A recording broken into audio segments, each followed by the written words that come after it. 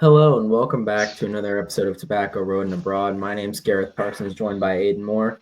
Today, we're going to take a little bit of a different approach to the episodes. We're just going to kind of review the college football playoff. We'll have kind of an individual breakdown of both State and Carolina in a later episode. We'll have a bowl breakdown. For right now, I don't today, we're want just to. going to – what's I up? don't want to break down much. I mean, there's nothing to break down if you're a UNC fan, but rough showing for our schools when it comes to the bowl season so far. Yeah, the only thing I'll mention for State is I'll get more in-depth into State's bowl game with ECU probably in a later episode. It was just a general shit show. Like, Dave Dorn managed to find a way to claw back into the game, take the lead, almost certainly put it away, and then give it away twice. But NC State then proceeded to clean house, got a new OC, Roper. Excited about him. A new DC TJ Elliott. Not sure if I'm excited about him. Kind of mixed bag in terms of stats. Some really concerning stats, but also some like really, really promising stats. But we'll get into that later. So I guess we just want to start with some. I guess we'll start with some notable bowl games, not all of them, but Yeah. there's some ones we certainly want to highlight for the narrative, if you know what I mean. And is there one you want to start with in particular? Well, I want to say this: the SEC losing is better than UNC winning in a bowl game right now for me. Listen, this season was a loss for me. Like we sold our soul to the devil. This next season we're gonna test out probably one of the most controversial moves in all of college sports. Like I can't think of a more hotly or like just up conversational piece when it comes to hiring as UNC hiring Bill Belichick. You could probably maybe make the comparison to Deion Sanders in Colorado, but at least Deion was proven at the college level when he got hired to Buffalo, Boulder. But listen, the UNC bowl game, absolute trash. We lost to UConn. Honestly, I think the score is closer than what actually went down. UConn just dominated on all fronts, in my humble opinion. But the game I definitely want to talk about is Alabama versus Michigan. Alabama. You said that a 3-loss Alabama team had the right to go to a playoff game. They should have got in ahead of Indiana. They should have got in ahead of SMU. They should have got in ahead maybe even of Ohio State. I was hearing some of all these narratives. You can't beat Michigan? This isn't a Michigan team that's playing Ohio State, got nothing else to prove. This isn't a rivalry game. This is a bowl game. And the relinquished bowl? You lost the relinquished bowl? You've lost the irrelevant bowl. You are irrelevant now. Like, we knew going in, like I personally knew going in that this was going to be a rough, like kind of not a rough season for Alabama. I thought it was going to be a transition year. I was expecting maybe 2 losses. I was expecting 3 losses. Like I thought a 9-3 season wasn't enough to like set the alarms for Alabama. But losing to Michigan in the manner in which you did, Milroe was absolutely under pressure the entire time. The Alabama offense was just stagnant and could do nothing against the physicality that was the Michigan defense.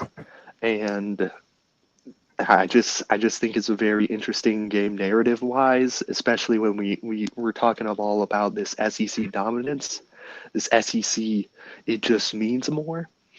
In this new landscape of college football, I don't think there's a definitive conference that's on top. There's just a lot of teams that are a lot more even than we previously thought. Yeah, and especially this isn't even just like the same Michigan team Ohio State played. This Michigan team had opt-outs. This Michigan team had transfers. Like, this was not a great showing. And like you said, I don't think there's one conference that's dominant. I mean, definitely the Big Ten's had a little bit more of a better showing this year. I mean, even South Carolina, like a South Carolina team where people thought, I'll be reasonable, Alabama didn't deserve to be in. Maybe not Ole Miss, but definitely that South Carolina team. No, Illinois, that's just not a good loss right there. I mean, yeah, they're ranked, but like everyone and their mother in the Big Ten's beating Illinois this season. Like all the notables. And then we got Ole Miss. Wow, congrats. You beat up on Duke today. A Duke that had no one left from that team. That Duke team's entirely in the portal, and you still gave up 20 points to them. I'm sorry, but Ole Miss would not have gotten anything done in this. You think Ole Miss would have hung in there with Ohio State? But the rate Ohio State's playing right now? Hell no. Ohio State would have dropped a fucking 70 burger on them. Mm. Jackson Dart would have had 5 interceptions. I'm sorry. Will Howard would have had a field day. But no. Speaking of narratives, the first playoff game I want to highlight, honestly, it's probably the one that just finished up, would be the Notre Dame Georgia game. Georgia, Alabama, everyone. You gave Indiana shit for being down 17-3 at the half. Oh, and they were getting blown out, and they only made it close in garbage time. That's kind of what a comeback is. Indiana came back. You know who didn't come back from that similar deficit? Georgia. Georgia looked worse than Indiana. And they were the SEC champion with a bye. At least, Indiana had to play on the road. You know who basically had a home game? Georgia. Oh, yes, I know it was in New Orleans, but feasibly, whose fans usually travel better? Whose fans usually travel very well in their, one really true road game for the year? I mean, you know it, Aiden. Like, that Notre Dame Georgia game a few years ago, they travel well. Yeah. I'm not bringing that up for this sake, but I'm just saying, Georgia fans, you had a home game. What happened? You got your absolutely fucking ass beat. Dude, I'd say they got, well, when it comes to the Georgia game, Georgia got dominated in turn on pretty much two sides, in the 3 parts of football: offense, defense, and special teams. Georgia's defense definitely did show up, in my opinion. The Georgia's defense, I'm not necessarily, after this game, as a Notre Dame fan, I'm not necessarily sold on the Notre Dame offense as much anymore. Notre Dame's offense was not as efficient as I would have personally liked it. Our main score is coming off of a kickoff return for a touchdown, so dominating on special teams. And our one touchdown that we got on offense was pretty much a give me after Notre Dame's defense forced a turnover on Georgia, and it was pretty much just like first and goal immediately when Notre Dame got the ball back, ending when it was finishing up the first half. So I don't think this was necessarily a dominant Notre Dame win. It was an ugly win, but it was a win nonetheless. And I feel like this also kind of the narratives going in. I was talking to my dad. My dad, diehard Notre Dame fan. He's the main reason why I'm so into Notre Dame as I am right now. Even though I am a Tar Heel right now, but Notre Dame always came first for me when growing up. And Notre Dame's the reason why I fell in love with football. If you're a Notre Dame fan, you know the narratives going into this. Can Notre Dame win against SEC teams in big games? There's just so many games in the past where Notre Dame's just unable to get it, or where they get blown out in the playoff. But Notre Dame was able to destroy that narrative. And they had a very workmanlike win against Georgia and a very solid win against Georgia.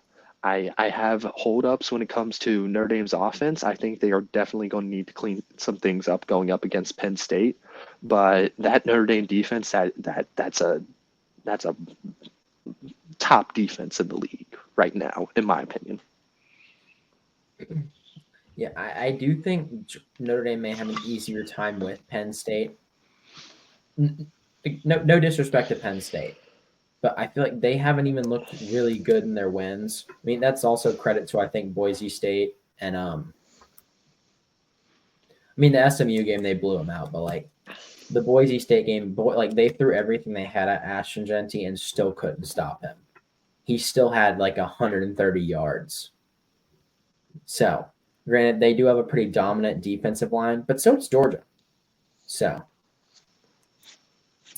moving on, I guess we'll highlight the Penn State Boise State game. That game was pretty close. I know it says 31-14, but that last touchdown kind of came in garbage time when they run out the clock. So, I mean, yes, in the end it does count, but I feel like the score was closer than it indicates. Yeah, I definitely do. I'm not. I still think that was a very dominant. I think that if I had to compare wins of Penn State versus Notre Dame has like the better win against the opponent, but I do think Penn State was more dominant in their win than Notre Dame, in my opinion. I do think Penn State definitely took care of business. In my humble opinion, I do think SMU posed a, and I might get like absolutely murdered for this take. I think SMU held in there much better than I expected. SMU's main issues they just turned over in the red zone so much, like too much, in my opinion. Just the mistakes in the red zone. When it came to just moving the ball in general, SMU had like very solid and proficient like yardage, and they had very proficient drives. It just the finishing of them is what really did them in. With Boise State, I think Penn State just absolutely kind of. I think they were able to lock down Genty for the most part, in my opinion. Like he's the best running back in the league, and they were able to like limit him and really kind of hold him at the line for the most part. I know Genty got like over 100 yards rushing, but for Genty, that's a pretty like subpar day for him. So I think Penn State did a very good job in holding him and like stopping that Boise State offense. There was never a point where I was like, oh my, like I think like Boise State has the opportunity to really come back in this one. I think it was an overall like dominant win from Penn State. Yeah. Elsewhere around the playoff, we have Texas, Arizona State. Aiden and I both have very strong opinions about this game. We both, I think, agree on what should have happened. In terms of that targeting call, I will say if there were a picture of targeting in the Merriam-Webster's dictionary, that's it. Not only was he defenseless, but it was also helmet to helmet. Now, the caveat with targeting is if it's a defenseless player, it just has to be head or neck area. It doesn't have to be head. But Yeah. Not only was it straight to the head, it was helmet to helmet, and it was forceful contact to the head or neck area. So, and it was even reviewed and ruled no targeting. I wasn't able to watch the game because I was at work, but I saw replays. Was there any explanation they give? I'm gonna be honest. I'm gonna be real. So I kind of like, or from the narratives that I've been like seeing online, I watched the game starting from like the fourth quarter, which is when it really got good. But upon like rewatching it and viewing it again, there was an earlier call where Arizona State had a potential targeting call against Texas, and that was ruled no targeting. So the it to me it all feels a little bit messy. Like I feel like maybe that call earlier was like ruled a no call, like in the event that there was another call that would have favored ASU. um, just so they could like kind of say like, oh hey, we're just letting them play. We're letting them play right now. I'm personally I'm kind of like I'm split either way. I don't want a game that was like that good to be just completely like almost ruined by a targeting call. Do I think Arizona State like would have won if they got that targeting call? Yes.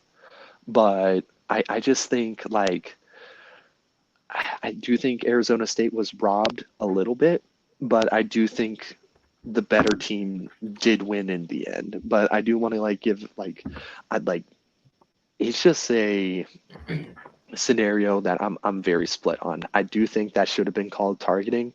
I see the like debates because there's a couple angles where it looks like the contact's mainly coming from the face mask of the Texas defender, but then there's other angles where it really does look like it's just textbook targeting. I was just surprised with how quick they were to like rule it a no targeting upon the review. The review, like, it was like almost 30 seconds, and with the ruling that fast, I was thinking like, oh, if it's this fast, it must be because it's so obvious that it is targeting. I don't think it was so obvious that it was not targeting. That's the thing that like I was kind of like a little bit weirded out by. But in the end, Texas really like had the firepower to really outlast Arizona State in overtime. But shout out to Scattaboo. Like the Scat Pack, whatever you want to call him, CTE incarnate. That's what those some jokes that I was given to Gareth because this dude is an absolute madman. Like just a mad lad in the truest definition of the word. He like carried ASU on their back.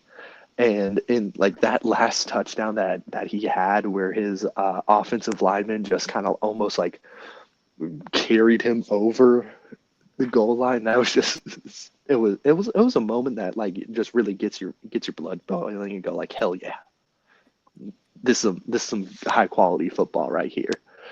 It's, Arizona State was down for the majority of this game, and it looked like it was going to be another call it another playoff blowout. But Scattaboo was able to make a good game out of it and really carry the team on his back. And it was just a great game with some questionable calls that I think are really going to like continue like debates going on for the next couple weeks. Yeah. And the final quarterfinal game we'll touch on is the Ohio State Oregon game. This was just kind of absolute dominance. I think Ohio State basically had, they had the Oregon loss pretty much replayed in front of them all season. Like it was all over social media. Like particularly Will Howard's one mistake in that game was just replayed for weeks on end. And I think they just sat with that and they were just ready to go, whether that would have been a Big Ten championship against them or if that ended up being somewhere in the playoff. I just think they were ready to go. I think after that Michigan game, they just have like a newfound motivation and they're ready just to kick anyone's ass at this point. So I think either them or Notre Dame's probably the most dangerous team left. Texas, for me, hasn't been really convincing. I think the Texas team last year was stronger. One caveat I will say is had Oregon won and Oregon won the national championship, the first game of next season would have been a matchup between the FCS national champion and the FBS national champion, but we don't know that yet. Montana State would have to take care of business themselves, but that would have been something cool. But at this point, I'm a little disappointed we're not going to get that. But at the same time, I just think Ohio State's just so good right now. They're going to be so hard to stop. I would like to issue a formal apology to Ryan Day. I'm sorry. Listen, I will always apologize where I think it is much needed. Ryan Day has been on his game. when it comes to game plans, execution, motivating the guys, getting them ready, using the loss of Michigan as fuel and not as a hindrance, a psychological hindrance for the players. Um, I think Ohio State is my favorite so far to win the national championship. If I had to pick someone, just because they've punched everyone in the mouth so far. They punched Tennessee in the mouth. They punched Oregon in the mouth. I don't want to play Ohio State if I'm any of the teams that are remaining right now, because they're playing with fire. They're playing with passion. They're playing with that motivation that was lacking in that Michigan game. And narratives were going in like, is this year still lost if Ohio State wins the national championship? Obviously not. Obviously not. Like, if Ryan Day's able to get the job done, like, he's more than saved his job, in my opinion. Like, these past two games have done more than enough to like really solidify why he's here and why he's doing what he's doing.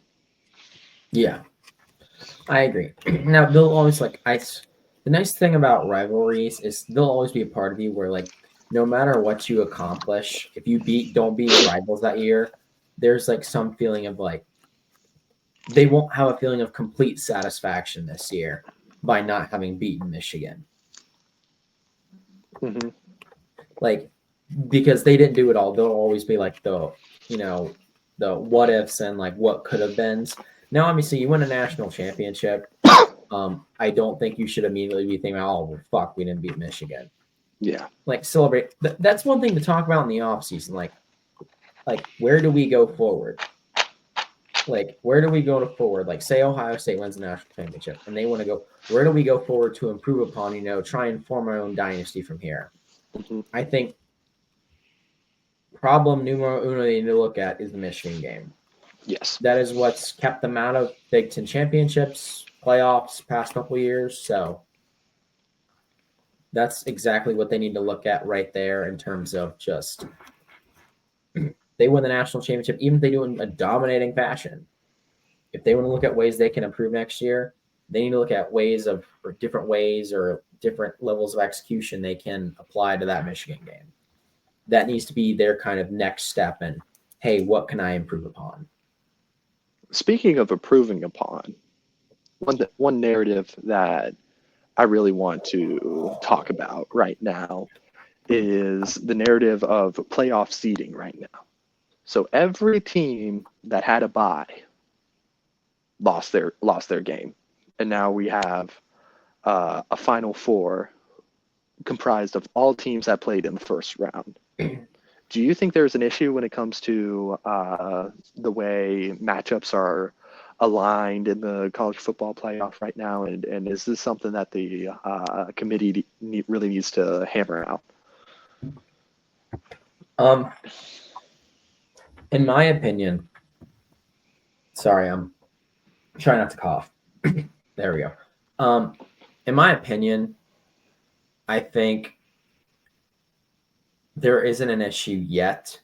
I think this is very similar to 2014, where whenever you have the initial format or a new format of whatever tournament you're playing, it doesn't matter what sport, there's going to be a lot more questions than there are answers in that first year because it is so new.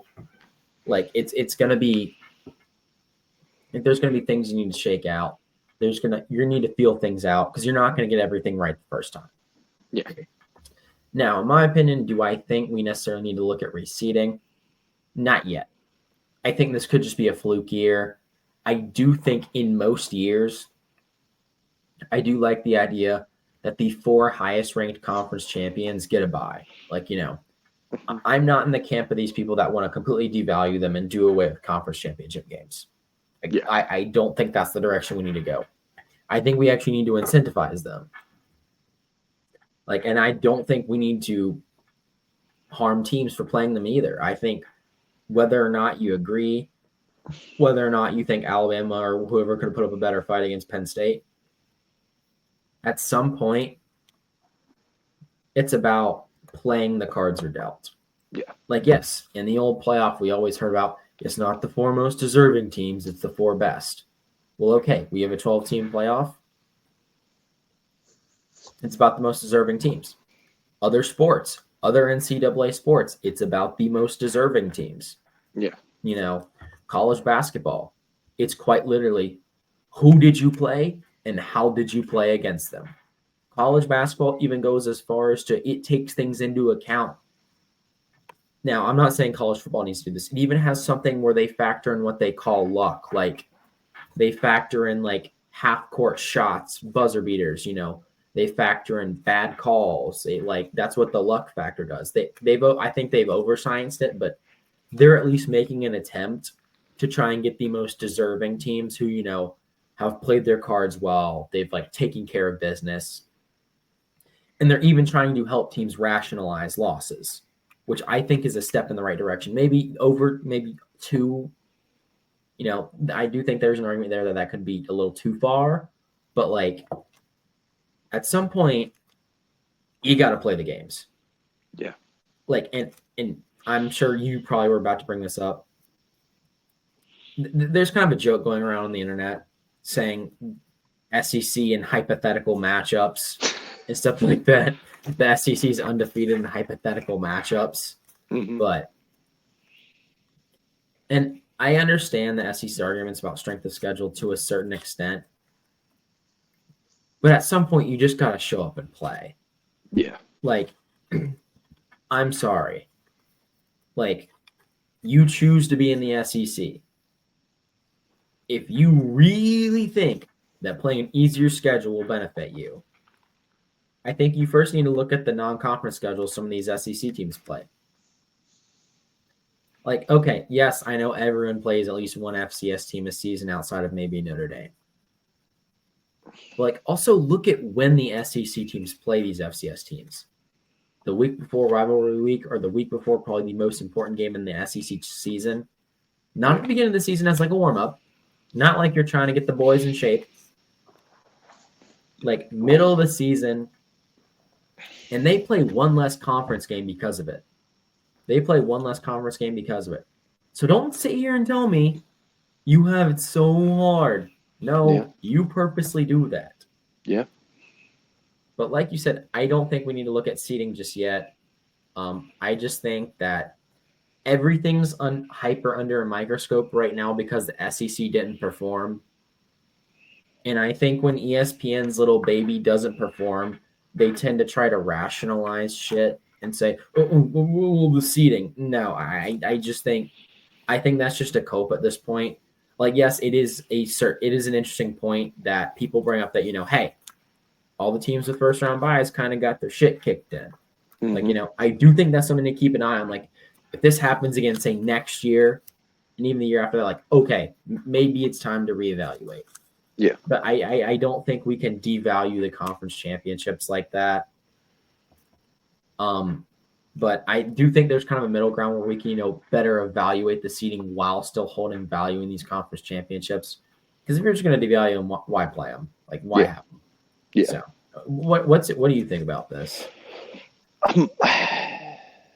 My thing. First off, I didn't like the narrative going into the playoff. Like, if we're going into the playoff talking too much about seeding, like we were talking about, Indiana's placement, that's a tough draw, or like Penn State has an easy path to the Final Four. Like at the beginning of the playoff, I'm like, hey.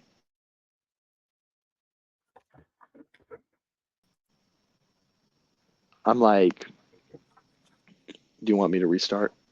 Here, yeah, restart. Here, I'll take down the time. All right. Yeah. All right, just roll. Here, go for it. I'll just note the time. All right. Going into the playoff, I feel like there was way too much talk about seeding. Like, there was too much conversation, in my opinion. I think, like, hey, you're in, you got to make do with how the cards lie.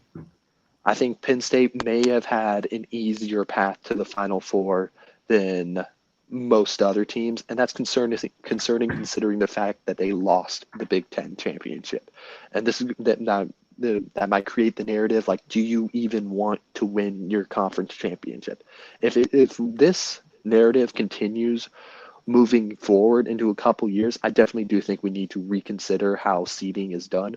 But at the end of the day, I do feel like you play who you're given. Listen, you're in the playoffs. It's not always going to be fair. You got to find a way to win. I think Arizona State put up a valiant effort. I think Boise State put up a valiant effort. I even think Oregon put up a valiant effort.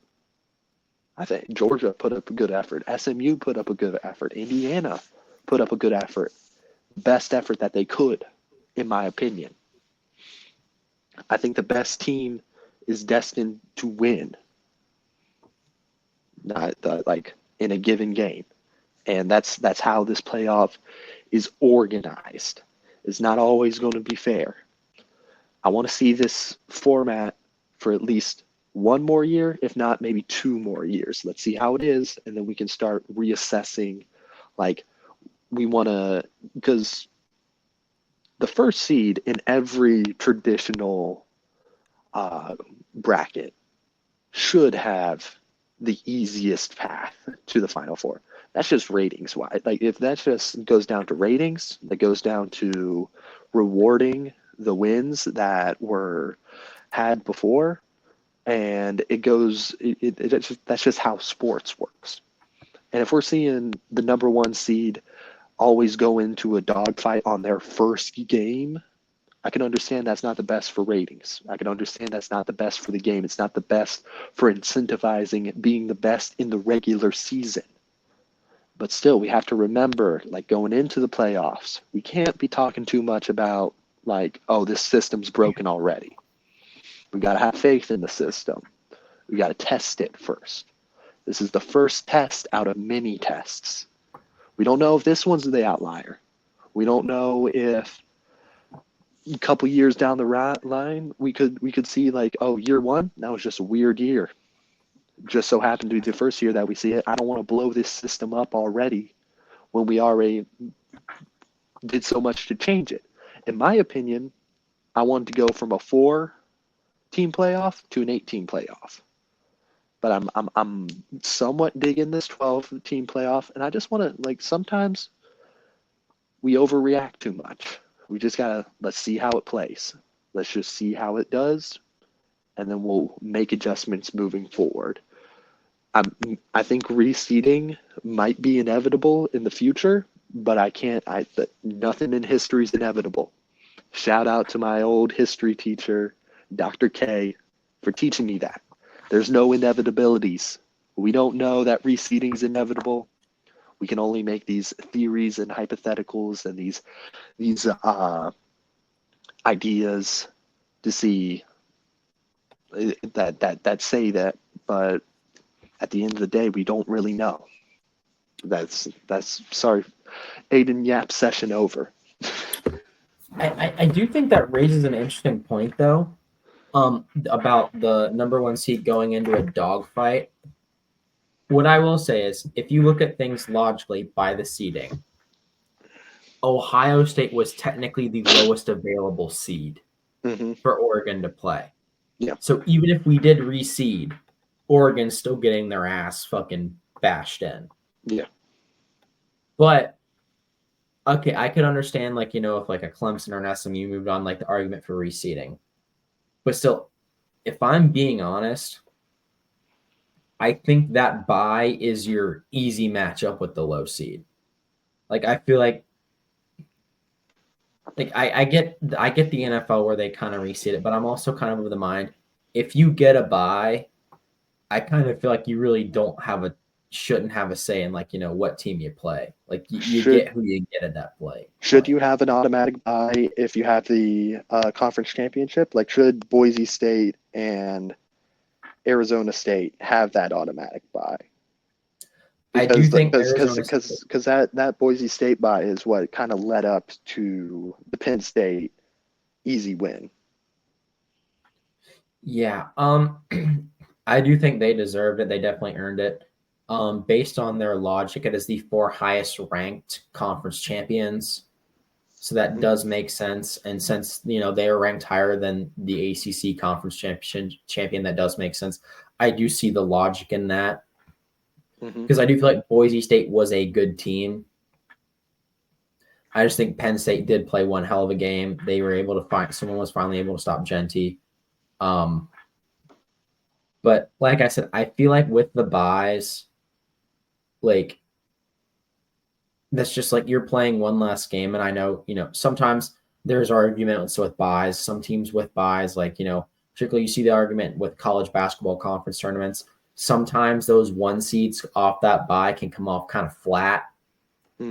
Like one instance where I saw this was Providence in 2022 when they won the Big East regular season and were the one seed. They played, I think they ended up playing an 8 seed, because of the play-ins. That the lowest available seed was an 8 seed. And they came off incredibly flat and almost lost to a very, very, very bad Georgetown team. It was a close game. But even then, the next day when they played, they still looked flat from not having played and got absolutely dog-walked by Creighton. Now, one could argue, I do feel like in football, the bye has a little bit more of an advantage. Football's a lot more physical game than basketball. Basketball, it's safe to play, 3 games in 3 days. Like, it's safe as long as you're taking the proper recovery. Yeah. Football, it's just straight up not. Yeah. You're getting beat up, you're bruised, you're getting hit. Like, you're only really supposed to play so many times and hit so many times a week. Yeah. And I feel like you said, I think we need to have a few more years of this before we start talking, a year or two, before we start talking about, possibly reseeding or tournament structure, because for as much as people complained, the tournaments happened as it was intended to so far. Yeah. Until this round, the higher seeds have won. Yeah. They got the matchups that they were designed to get. This isn't like, say like Arizona State got saddled with a hot Clemson team that just, for some reason, Clemson just beat the shit out of Texas. And, all of a sudden Arizona State's going, well, wait, we didn't sign up for this. You kind of did. Yeah. But, like, you get what I'm saying? Like, I'm just kind of tired of the narrative about, like, the reseeding, like, everything, like, based on the seeds, like, based on, just the general probability of seeds. Until this round, everything kind of happened, as, if you will, as it should. Yeah. 5 beat 12, 8 beat 9. What was it? 6 beat 11. Unless you're college basketball, the 12 always loses the 5. And like I said, unless you're March Madness, then if you're the 5, you lose the 12. But that's all I'll say. But I think I would much like,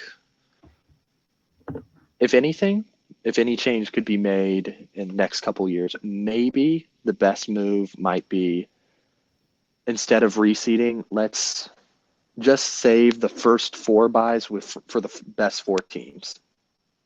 I think, like, if we're going to take from the March Madness method, a conference championship or should just guarantee that you're in the tournament, not that you're going to get a bye. There are tons of teams that win their conference championship in March Madness and are forced to play-in games. And I think, like, if you're in a lower conference, I can kind of understand that. And if it, like, if we can go back and see if it creates better matchups, I'm down for that conversation before reseeding. But reseeding right now, I feel like, is much further off than just questioning how we should divvy up the buys. Yeah. And because part of me thinks, like, the buy is a reward, but, like, with this year, is the buy a reward? It's 3 weeks off of football. That's a good amount of time to, like, build up some rust. We see a lot with, like, bowl teams, like bowl games, like where you've, like, probably not played for almost a month. The first half sometimes for a lot of bowl teams that's where you're knocking the rust off. And that can be a little bit devastating in a playoff scenario. It's one thing in a bowl scenario where it's like, okay, you had a rough first half, but hey, you can maybe make it into the second half. If you win, good. If you don't, it's no big deal. This is the playoffs we're talking about. So I just feel like there's a lot of interesting conversations that can be had right now. But my default right now is let's run it back the same way as it is at least one or two more times. Yeah, I agree. I can kind of get behind the idea of, maybe in the future making the group of 5 champion that makes it, they're in the first round unless they're like, for some reason say like if this were a scenario like this year, like Boise State beat Oregon to begin the year, then I would have like, then I would kind of open the conversation. Well, do they get, a bye? Yeah. Yeah. Like you said, I think we need to see this iteration at least one or two more times before we kind of definitively look into that. Do you have anything else you want to add in terms of like bowl, like just general bowls? I know we'll do like a more in-depth review later. Not. I think maybe the one thing I want to say before we go into predictions for like this week's coming 2 playoff matchups, I do want to say a shout out to the Pop-Tart Bowl. Iowa State won that one. I was a little bit disappointed in seeing Cam Ward sit out that second half. I know he got pretty much all the playing time that he wanted out of it, but I do think in some ways, like I was like, that didn't really set Miami up for the best. Because number one, you had a first half where you were completely reliant on your star quarterback, going into a second half where you're throwing a new guy, well, not a new guy, but like a newer guy into the equation.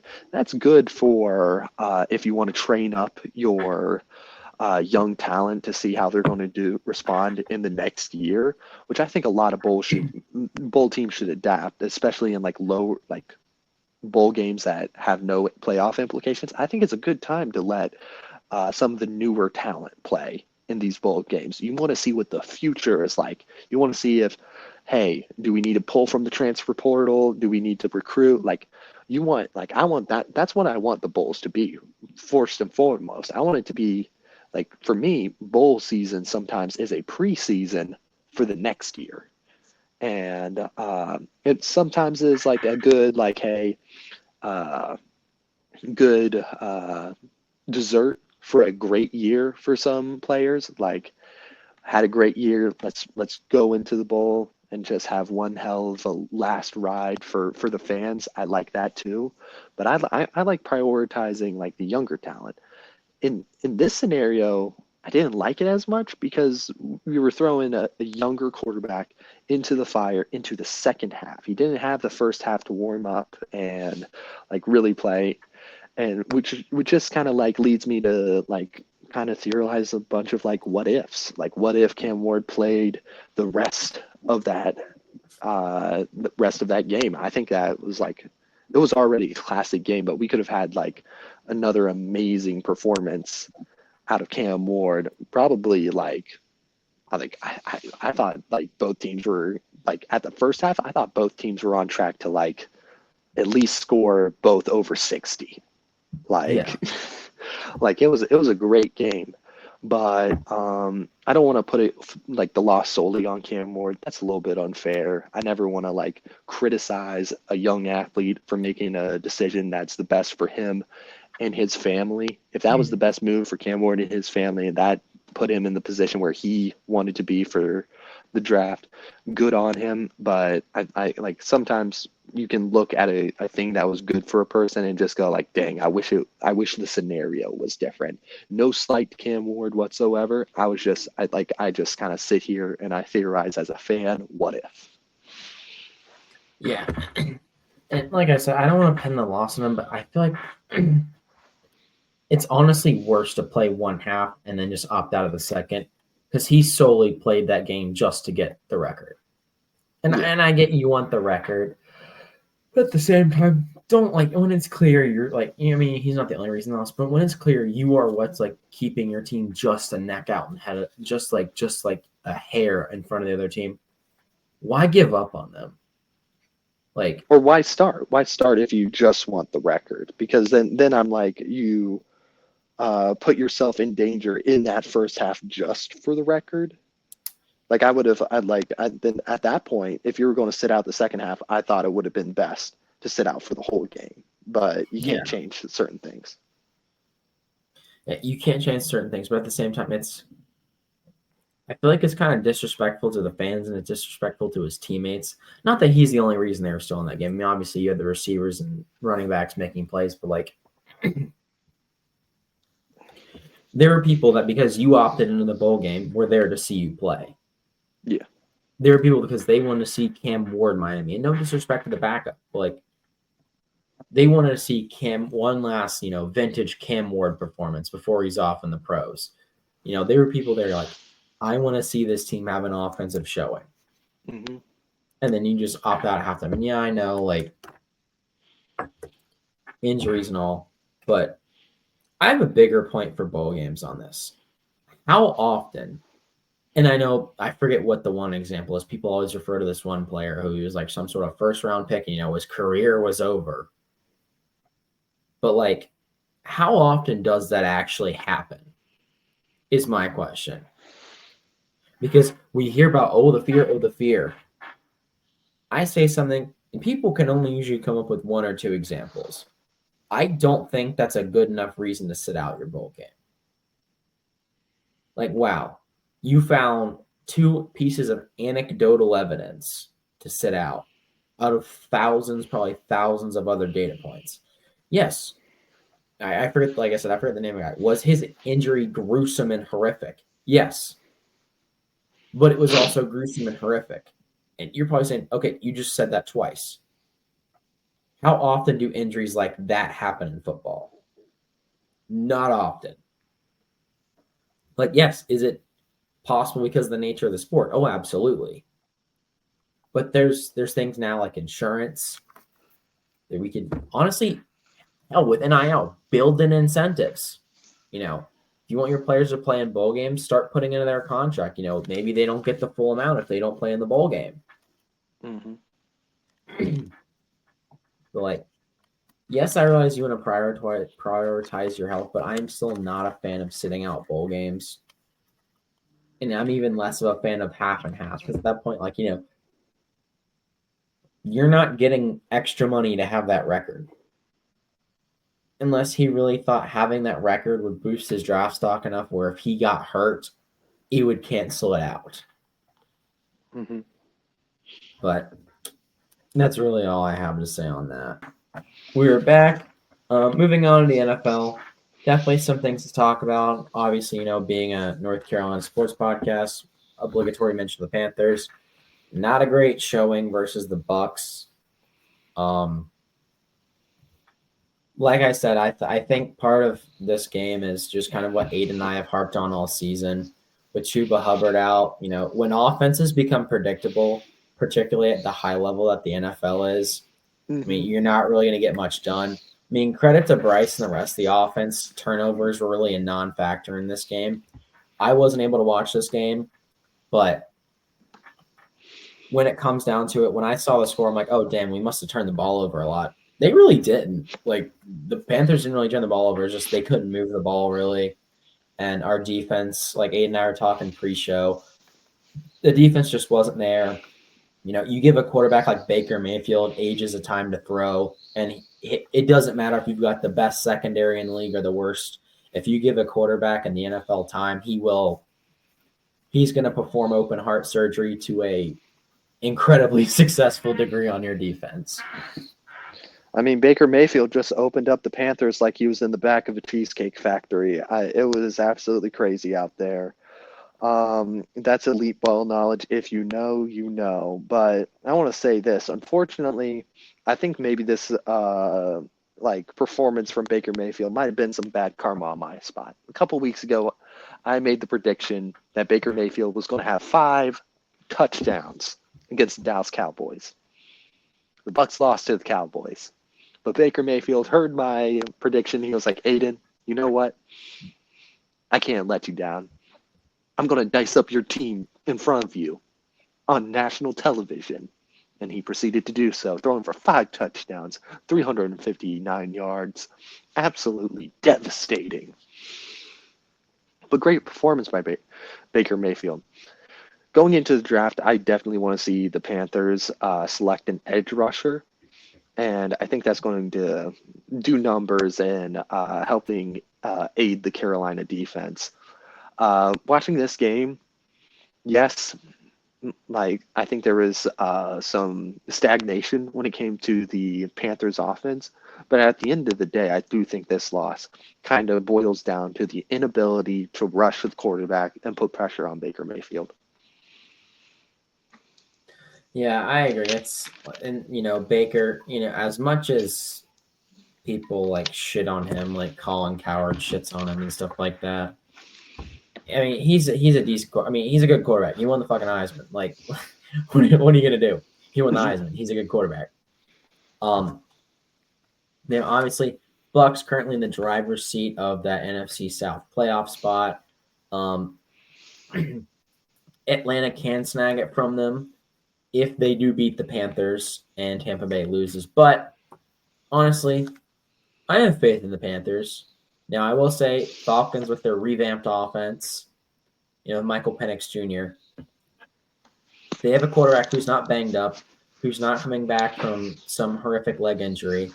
And one thing I saw one person break down was that with Michael Penix, they're able to roll the quarterback both ways now because of Kirk Cousins' injury to his leg. He was only able to do play action passes and boots one direction. So, like, they knew if, say the offense was flowing one way and it was the direction that Kirk couldn't flow, they knew to sell out on the run as opposed to, fear for the play action pass. But now with Penix, not only with him being a lefty, they can boot the ball the other way. He can also roll both ways, having, both legs intact. Now, he used to not to. For those you don't know, Penix had several ACL issues in college, but he's better now, and I do think he gives them a more dynamic aspect of their offense. Penix is a little bit better of a runner than Cousins would have been. But, I have faith in the Panthers. I think they will turn it around. I mean, if Chuba Hubbard doesn't return for this game, I definitely could see this. This might be curtains for the Panthers. But, I want to be optimistic. I don't want to just get out here and say, it's curtains. It's over with. I mean, I'm optimistic. The Falcons have looked bad at times. They were firmly in the driver's seat of this division and then absolutely choked it away in horrific fashion. So, there's always, like, as the NFL says, on any given Sunday, any team can win. Give me the Panthers over the Falcons. Absolutely. I want to address one thing, and that's the narrative of tanking. Listen, right now, if we're the Panthers, we don't need the number 1 overall pick, and we're not going to get it. But I want to see wins, and the Panthers want to see wins. The players want to see wins. The coaches want to see wins. Hey, David Tepper wants to see wins. Everyone wants to see wins right now. Any given Sunday, you know what? I'm a Panthers homer. I'm unapologetic about that. People know that. Panthers or die, in my opinion.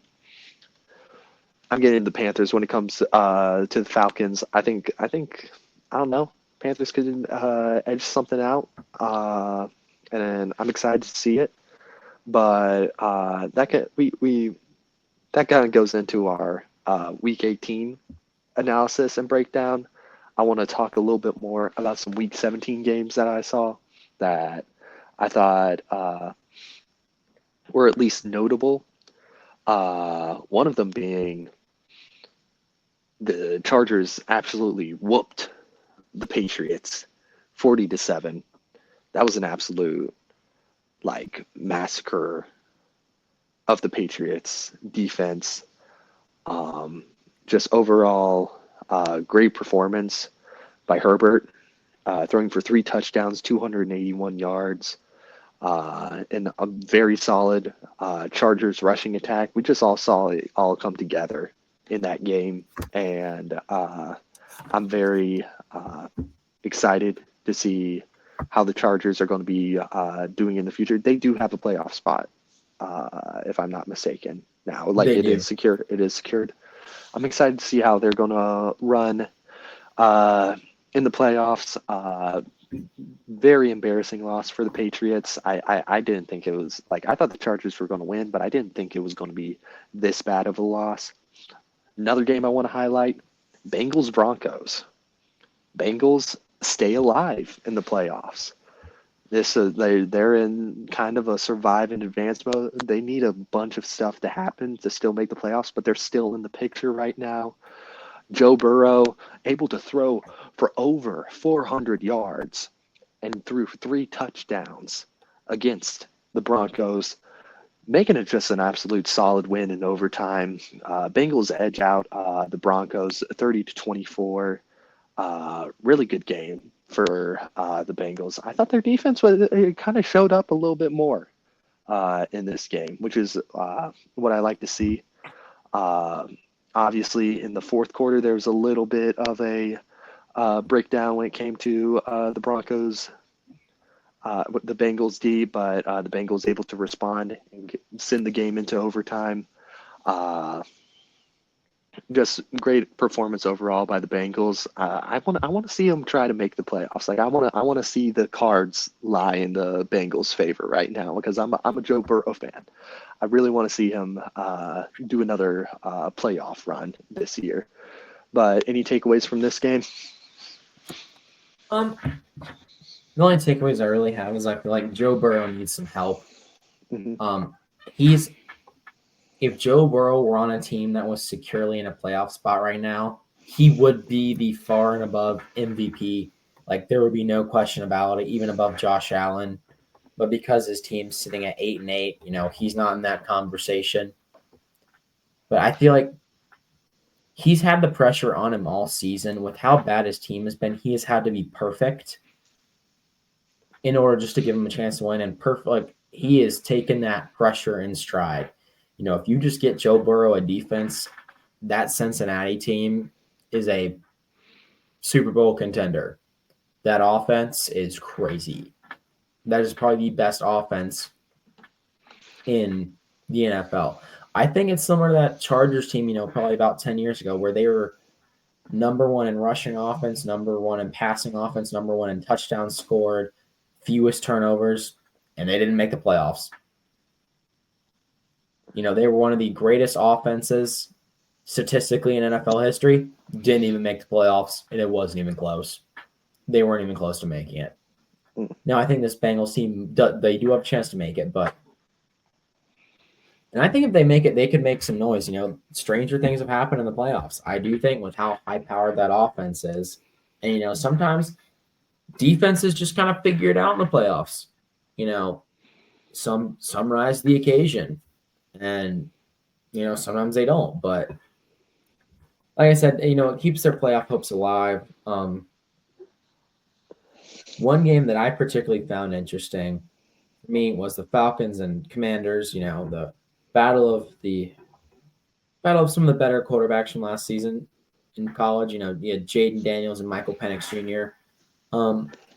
Neither one particularly lit up the stat sheet. I mean, Daniels did have 3 touchdown passes. Penix had 1 TD and 1 INT.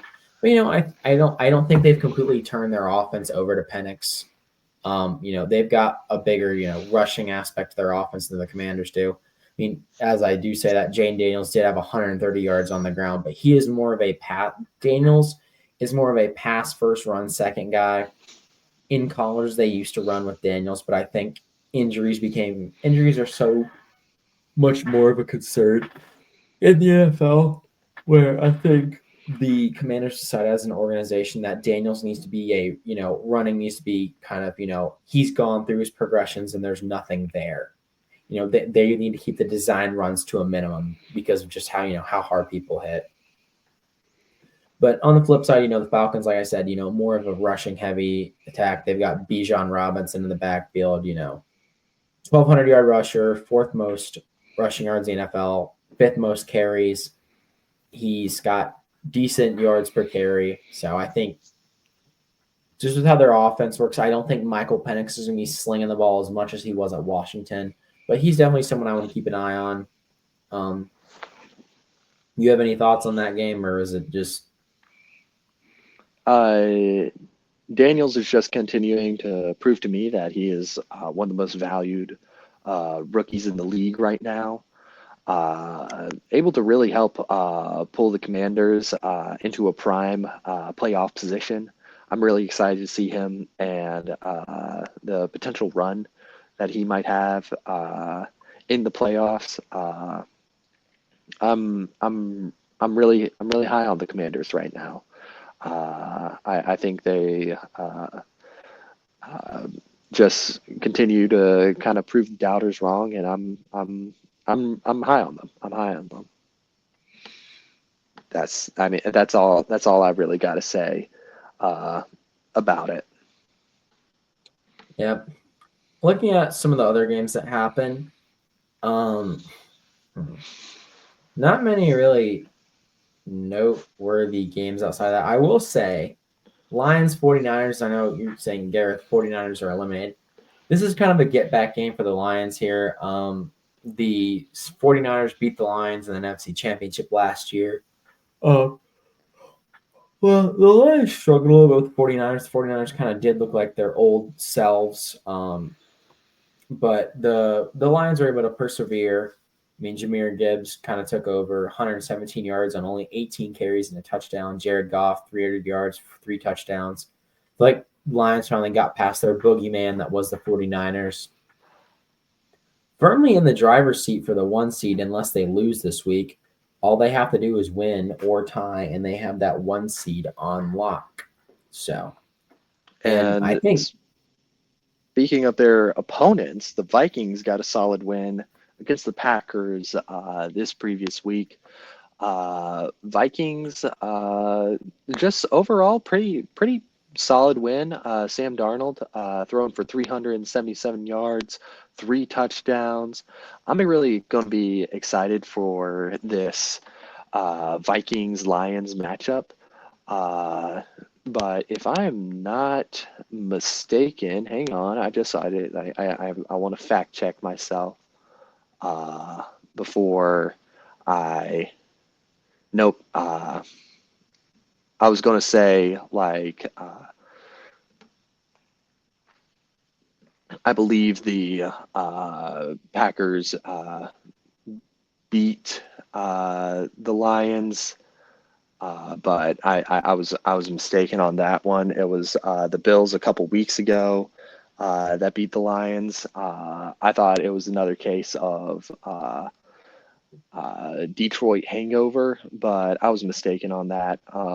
But overall, very solid win, leading up for a very exciting Sunday night matchup between the Vikings and the Lions, which we can get into when we're like, let's talk about the Week 18 matchups. So, want to kick it off with the Lions Vikings, the yep, final game of the week. yep, NFC North rivalry here. I think it'll be a good game. Me personally, I think the Lions have this on lock. I think they're really vying for that 1 seed. They want that home field advantage. I believe the Lions won the earlier iteration of this in Minneapolis.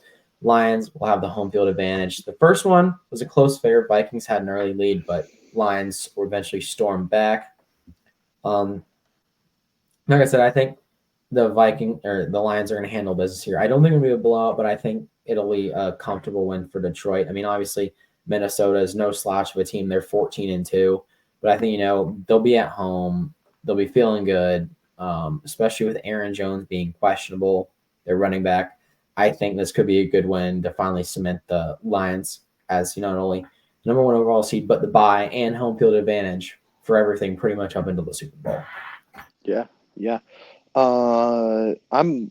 I gotta go with the Lions on this one too. I think they're too hot right now. I know there's been like a couple like closer games than I know their fans would like, but I just feel like the Lions have so much momentum going into this game.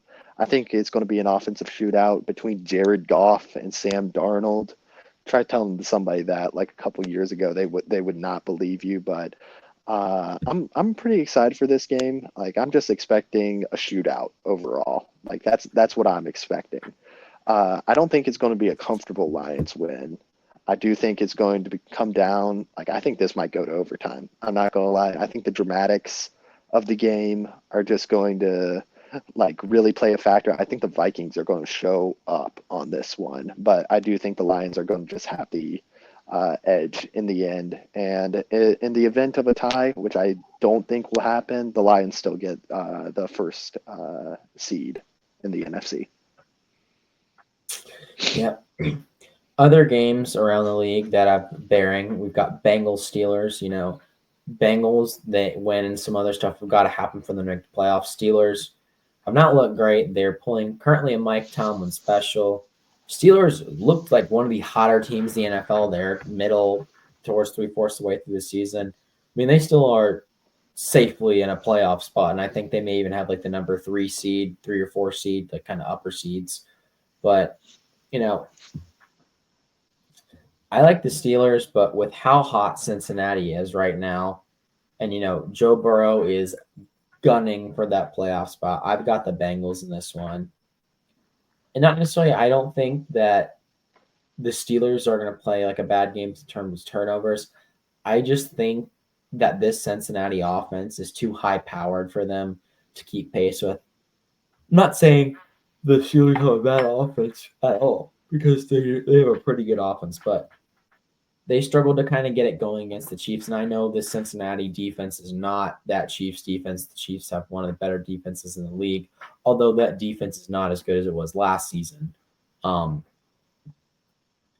I think here that the Bengals are just going to outshoot the Steelers at this point, especially with kind of the end of season slump that we've seen from these Mike Tomlin teams the past, 5-6 years. So Something about me is just really kind of like gravitating to the Steelers on this one, just because like I just don't, I'm not sold on the Bengals defense. I do want to see a Bengals playoff berth, and that is necessary. Like the Bengals need to win this one, and I do think that's definitely going to play a factor into this game. I'm still 50-50 on it, though. I'm not going to lie.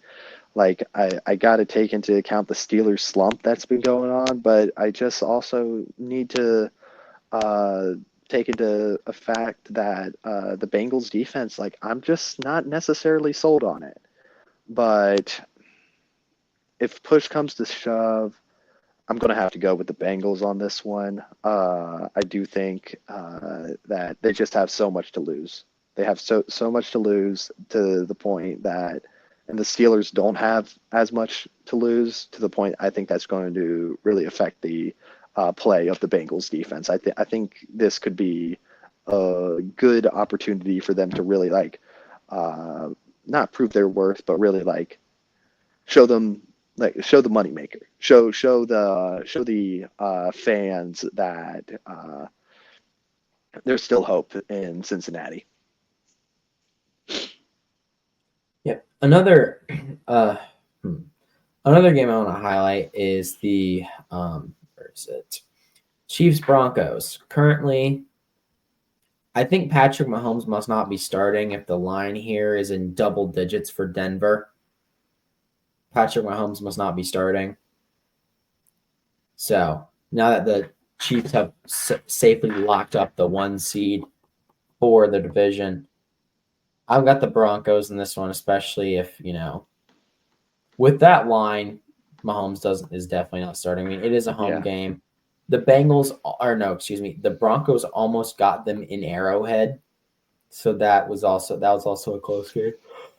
Oh, but I think so how hot the Broncos have been lately. I know they're 9-7, so you're like, what do you mean hot? They just lost the Bengals and the Chargers in back-to-back weeks. But before that, they were on kind of a tear, which included a close loss to the Chiefs. Bo Nix has just been absolutely balling out. Same things with Javonte Williams. He's just been kind of grinding, running the rock there for the Broncos. I think the Broncos will get it done, especially if this is a Patrick Mahomes-less Chiefs team, especially this Chiefs team that's just looked more battered and battered as the years go on. So I've got the Broncos here, and I think it might be comfortable, especially since I think the Chiefs may be sitting a lot of people. Yeah, if in the event that the Chiefs are sitting a lot of people out, which I think is a smart move to do, give me the Broncos in this one. I know they're just coming off of the loss with Cincinnati, but I do feel like with the playoffs on the line, they also want to get back at Cincinnati. They want to screw them over, but more importantly they want to get themselves a playoff berth. I think the stars are aligning for Denver right now. Give me the Broncos. Yeah. Elsewhere around the league, I'm looking at there's a lot of lopsided matchups. There's a lot of like divisional rivalries being played, but it's like lopsided. I mean, we've got Saints Bucks. This determines, Saints Bucks and Panthers Falcons determines, who gets that playoff spot. So honestly, I've got the Bucks here. They're on fire. Baker Mayfield is absolutely wheeling and dealing the last game, so I think they're going to continue that momentum. They're going to get that home playoff game, and I think they may even upset whatever team they get in that home playoff game. Yeah, give So me the that Bucks. might be Bucks. Panthers, we already kind of touched on. You got a prediction for that? I think the Panthers may surprise some teams here and jump up and get the Falcons, but honestly, with Chuba Hubbard on IR, I'm not entirely sure. So, but, any team can win any given day, regardless of whether Chuba's out for the season with a knee surgery. But give me the give me the not Broncos, give me the Panthers. I think Booster Seat Bryce is going to wheel and deal one last time this season, going to dice up that Falcons defense, and I just think he'll outplay Penix. Not saying Penix will have a bad game, but I think Penix is just getting used to the NFL. This is his third start. This is his third game. I don't think he's seen much playing time outside of these 3 games, but it is a home game for the Falcons. But we've seen that either means a lot or means a little, depending on the game. So who knows?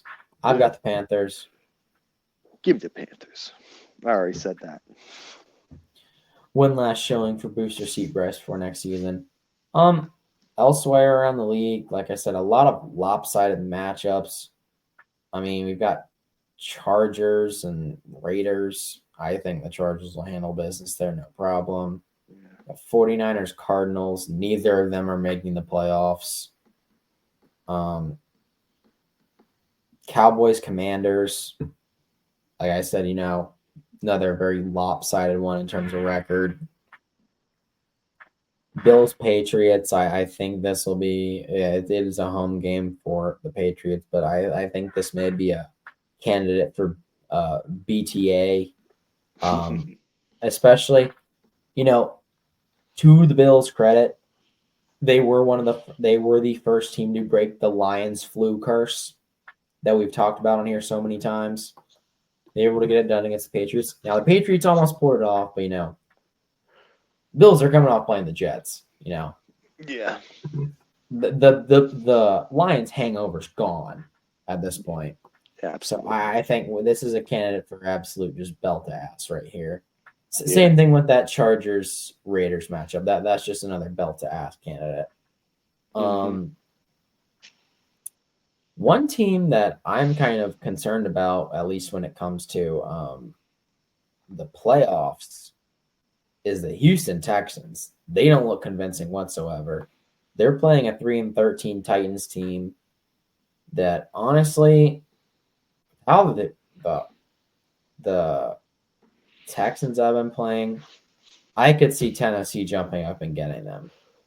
Now I know people are probably saying, Garrett, that is the worst team in the NFL right now. That Titans team is awful. They can't move the ball. They turn it over constantly. Neither their run game nor their passing game really gets them anywhere. They're kind of a joke, and arguably they're one of the worst teams in the NFL right now. But they've had a spell where they've given some teams a run for their money. They hung in there with the Bengals. They took the Colts to the brink. They almost beat the Jags twice. Not a great team either, but hey, they're hanging in there with teams. And especially with this Texans team that has a tendency to play down to the level of other teams. And this is a Texans team whose playoff seed is set in stone. They've got a home playoff game. I think the Titans could catch them off guard here, especially if they're this unmotivated. I feel like this could be a candidate for upset of the week. Absolutely, but if I'm looking at the spread correct, the spread is Tennessee minus 1.5 points. So I think Vegas Maybe is no on. Stroud. Hang on, let's see. Houston is trying to stay healthy before playoffs with Titans closer to the top drafts. It looks like they might be benching Stroud on this game. All right, well, I stand corrected then. It's not an upset. You know what? Give me the Titans. Yeah. Well, that's what Vegas says. Matchup predictor does give Texas the edge. So, either way, I've got the Texans or not the Texans. I've got the Titans here. So, especially since this is a team that tends to play down to the level of their competition, I've got the Titans here. Yeah. Shout out to Will Levis though. 12 touchdowns, 12 INTs. He is a candidate for Jameis Winston Player of the Year. An award I have, where you throw an equal amount of touchdowns and interceptions. So, shout out Will Levis. We might have an award ceremony at the end of the season to really honor some of the great players of this league. Definitely. Are there any other things you want to hit in the NFL, or do we want to highlight a little bit of college basketball? Let's go to college basketball. All right. College basketball, a lot going on. I know we'll address this a little bit. As you know, there's all this talk about the ACC. Now, the new buzz on the street is we've upgraded from a 2-bid league, Aiden. We're up to 4. We're up to 4. We're up to a 4-bid league. Let's go. It's almost like ACC teams, play for March and not, the out of conference games in December. It's almost like the goal's the NCAA tournament. Maybe. Who would have thought? Who would have thunk? I remember in previous years, ACC getting absolutely dog walked in the tournament challenge, then having, the most teams in the Elite Eight. That's not happened more than once before. That's not happened before. Just saying. When's the last time the SEC won a basketball championship? Just saying. Last time the ACC had a down year, we were 2 of the 4 teams in the Final Four. Just food for thought.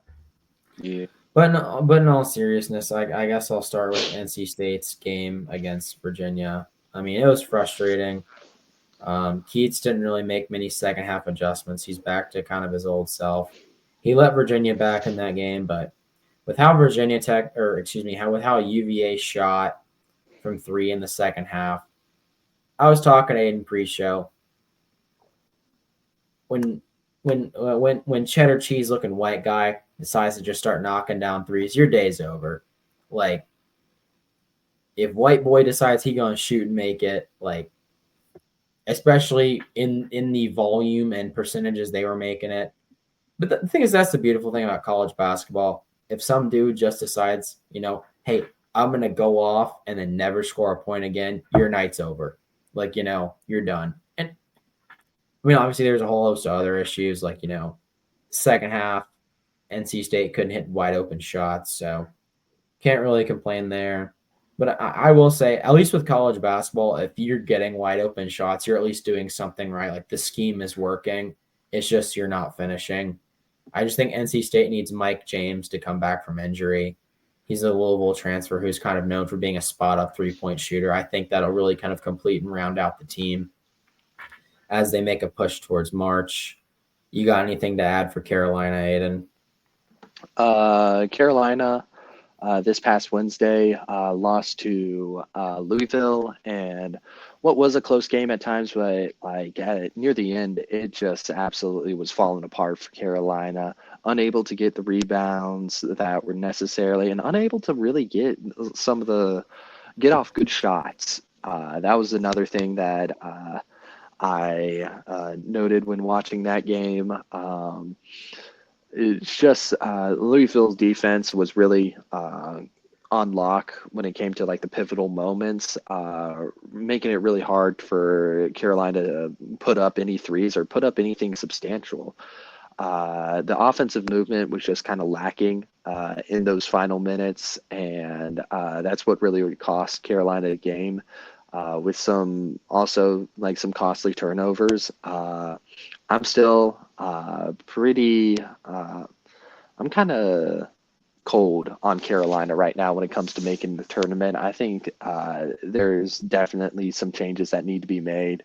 We need to get the boards more and just the ability to really create separation for hopefully RJ Davis to like continue like making more threes. I think that's going to be the key to success for Carolina as conference play continues. But that's just my takeaway so far. I guess I'll address Providence. This season's a wash. We're bad. And I don't mean like, oh, we're not making the tournament. We're not making the NIT. Yeah, we're not quite bottom of the Big East.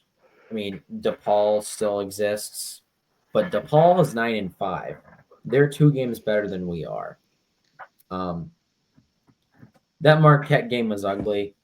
No one knew how to rebound. Apparently, people are allergic to playing defense. And just, I'll say this. The 5-out's the easiest offense to stop.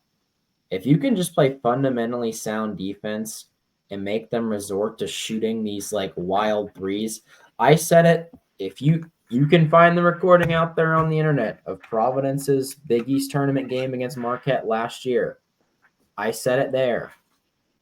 When Providence was down 20 to Marquette, right before the half, I said if Providence just can get some inside shots off, Marquette doesn't have size on the inside and can just play fundamentally sound defense and make Marquette resort to these contested threes, Providence will come back and maybe not win, but will get themselves back into this game. What does Providence do? They force Marquette to take contested threes. That is not what Providence did here. Providence, decided to play lazy defense. Everyone was ball watching. They allowed the cutting guards and cutting forwards to get into really dangerous spaces, which forced double teams, which forced wide open threes from Marquette. You're not going to beat a 5-out doing that. And then on the offensive end, something's got to be going on with this team. I mean, obviously, I know the elephant in the room is Bryce Hopkins coming back from his ACL injury. He came back for a few games, played, and then all of a sudden there's a flare up.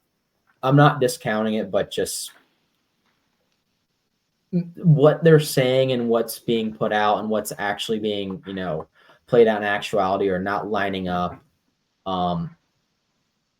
With just the lack of team cohesion I'm seeing with the Providence team, is making me think there's more going on behind the scenes, whether it be a Bryce Hopkins issue or there's something, an issue team chemistry-wise. There's something happening in practice. There's some sort of chemistry issue that we're not seeing behind the scenes. What I'm seeing from these games is reminding me a lot of towards the end of that 2022-2023 season with Providence when Ed Cooley made the team aware he was leaving for Georgetown, but the rest of the world didn't find out for a month and a half. Just these inexplicable blowout losses where the team just looked unmotivated. People were missing wide open layups. The team wasn't even attempting to move the ball on offense. Like really weird, ugly losing streaks that were just very not Providence of us. And I know this is the second year in a row where Kim English is having to come up with a new offense on the fly because the person who he wanted to build the offense around is hurt. Like, I'm not going to sit here and discount how hard that is, basically having to essentially rewire your offense. You plan for him to be back, but, there were some setbacks in his recovery. And, there's some like, especially when you have an injury that, traumatic to your ACL, there's going to be some setbacks in the recovery process. But like at this point with Bryce Hopkins, I'm beginning to question whether it's actually setbacks. But what I will say is I know from what people have said, there is a mental aspect to ACL injuries because you mentally don't feel quick, you mentally don't feel as quick, you don't feel as agile, you don't feel yourself. And it can be kind of hard to get over that mental hump. And I get that. But at this point, like, I think something's going on because Bryce Hopkins on his Instagram before certain games, like the important ones, teases him playing. He'll put out like some inspirational quote. And it's not about like setbacks or failures. It's about like, coming back and fighting back harder, and then he won't even be dressed. And the Providence fans are getting restless. He is currently getting paid to sit on the bench. And there's rumors speculating. I'll address those rumors. I'm not going to say whether I believe in them or whether we should feed into them, but there's rumors that Bryce Hopkins is holding out for a transfer and getting a medical red shirt. There's rumors that Bryce Hopkins is just trying to preserve himself for the draft. What I will say for that, for Bryce Hopkins preserving himself for the draft, if you're that worried about your health that you think your ACL is going to get in the way and you're going to re-injure it, step away from the team, save yourself, prepare for the draft. And I'm not saying that from a place of anger. I'm saying if the draft is what matters to you this season, you don't need to concern yourself with getting hurt playing for Providence. And then that serves a twofold purpose of don't get the fans' hopes up either of you coming back. If you're that worried about the draft where you think your ACL is inhibiting you that bad, you just need to focus on getting yourself healthy and getting ready for the draft. Now, with having very little film this season, I don't know what draft stock you have, especially after only playing half a year last year. But, he was an exciting prospect, so he might still have some stock. But if he's holding out the transfer, Bryce Hopkins, that is a absolutely scummy move of you.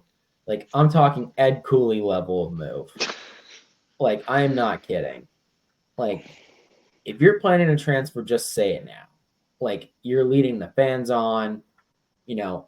In my hot take is that it's affecting the team's play because this is not what these players looked like last year. Providence had an absolute – people were raving, like, even people who are lukewarm on Providence are raving about, this is a crazy good portal class, Wesley Cardette, Bensley Joseph.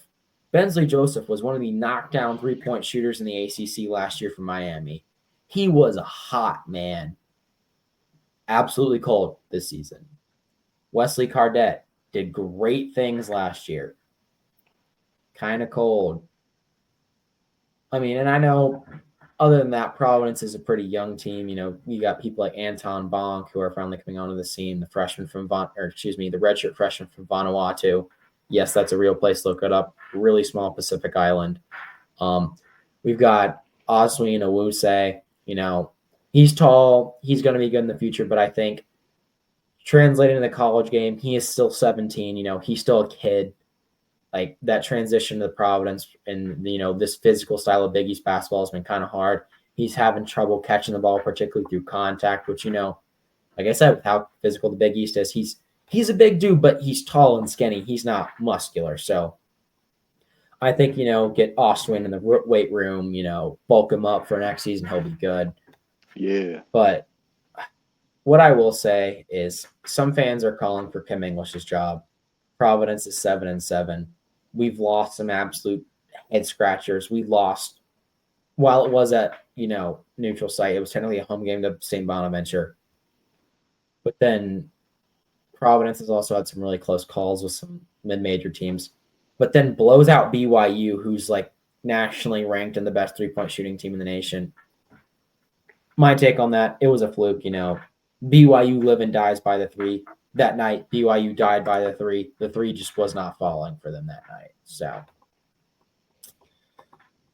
anything else you want to address with college basketball? I know you're not as big on Notre Dame basketball, but do anything in that regard, or if there's any other team you want to highlight? Well, UNC and Notre Dame are playing this weekend in Pacello Pavilion. I'm really excited to see this one. I think it's going to be a good bounce back game for UNC. I do think UNC has better shooting all around and just more solid fundamental team than Notre Dame. So I think that's going to be a real good get back game for UNC. I'm excited for that. Just Notre Dame when it just comes to how they've been performing. It's been pretty lackluster to say the least. Um, like it's just they've had some pretty like tough losses. Lost to Elon, Rutgers, Houston. Really embarrassing loss to Georgia. And most recently to Georgia Tech. I don't see Notre Dame being able to make a solid run in conference, especially they're going to be playing the triangle these next 3 games. They got North Carolina, then they go at State, and then at Duke. I think that's going to be a tough showing for the Irish. I don't see them being a ACC contender this year, which is unfortunate. But I just that's just how I view it right now. Also, when it comes to ACC teams that have been greatly underperforming, I gotta mention Miami. Miami, I don't know what happened. Maybe I'm just not on top of the ball as much, but Miami was always one of those teams that like had that ability to show up any given night and really compete. They had a close one against Arkansas, ended up losing that one, but they've just been stringing on a bunch of losses in a row. Only uh, believe they've lost 3, 4, 5, 6, 7, 8, 9, 10. They've lost 9 of their last 10 games. Like it's not looking good for the Hurricanes right now, and that's just it's sad to see. Especially like I was not going to say I'm the biggest Miami basketball fan, but like I always kind of admired their placement in the ACC. But I think they're starting to fall this year. Like the fall off is definitely real. But yeah, Yeah, and I have a few points for that Miami thing. Those you don't know, Jim Larinaga had a Mac Brown moment, except for his Mac Brown moment was in public in a press conference. Jim Larinaga essentially came out and said, with NIL and like apparently there were some issues with his players with the portal and some of them not getting their NIL and threatening to withhold. He just said he was done. He gave up at the middle of the season. And I get he's getting up there in age. And I know NIL, Aiden and I will probably talk about this in front of Aiden and I are going to do a series of like, I guess, postseason recaps for probably football and basketball at some point. Football will probably do one for each of our teams, then just kind of like a general recap. And I'm pretty sure Aiden and I will definitely voice our issues with NIL and probably all 3 of those. But what I will say, it is sad to see Jim Larinaga, classic, you think of ACC basketball, you think of, Jim Larinaga, Miami head coach, former Providence player, actually. But what I will say, and this may not go over well with some people, but that was, Aiden, I'm going to take a page out of your book when talking about the Mac Brown thing. This stunt by Jim Larinaga is the most Providence student thing he could have done. When things aren't going well, to throw his hands up in the air, cry about it, and blame money. That is the most Providence student thing he could have done. And yes, I'm borrowing your joke there, but hey, it fits. It fits. I'm just saying it fits. A joke's only good if it fits in multiple scenarios, like, and if it speaks truth. And that's the truth of the matter. He was just giving a shout out to his alumni. Yeah, and no disrespect to Jim Larinaga. No disrespect to Jim Larinaga. Great Providence basketball player. A lot of respect for him, I always joked about he was the Jim Boeheim lookalike. Jim Larinaga, I'd rather see him commentate on the ACC network than Jim Boeheim. Although, Jim Boeheim may be, NC State's lucky charm.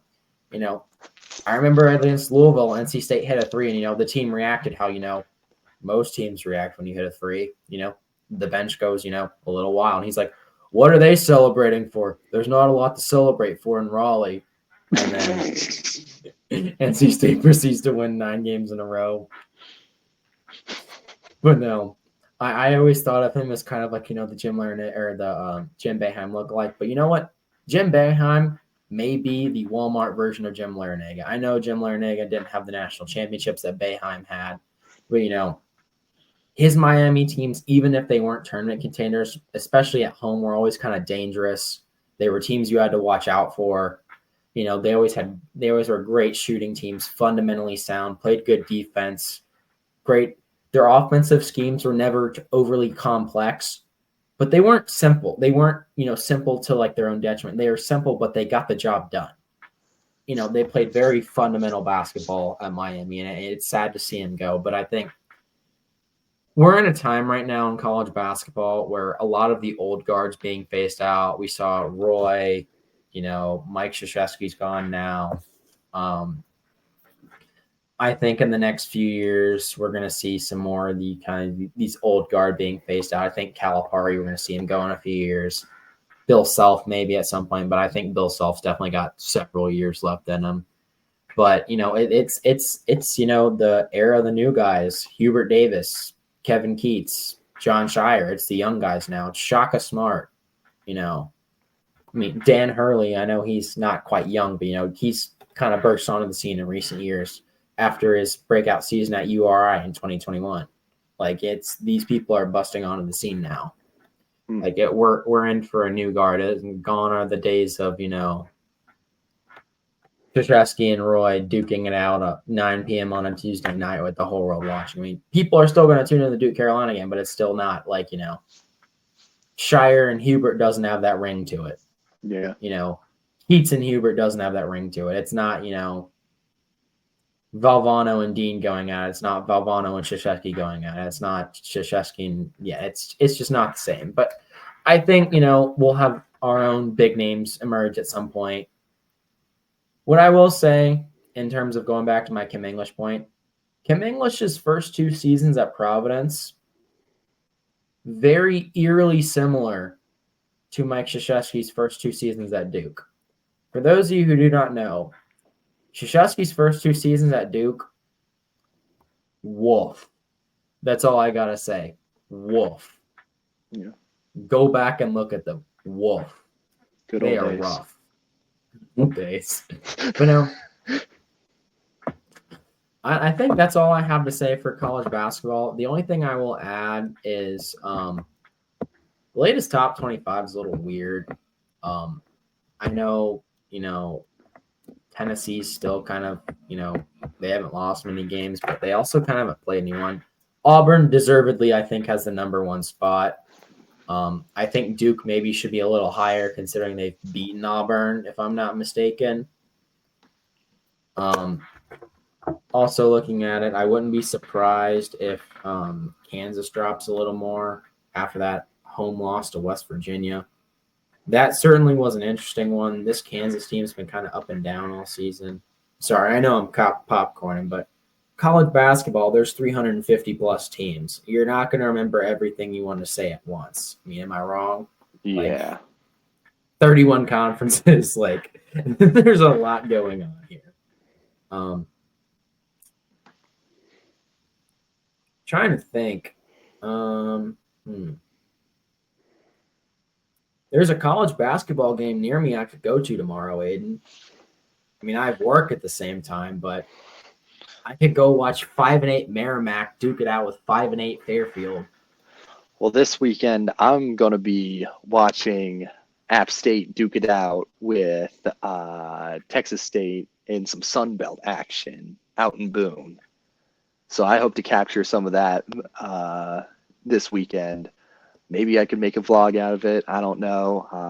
App State kind of not starting off so hot. Had some tough losses, but I still think they can make a pretty decent run in the Sun Belt.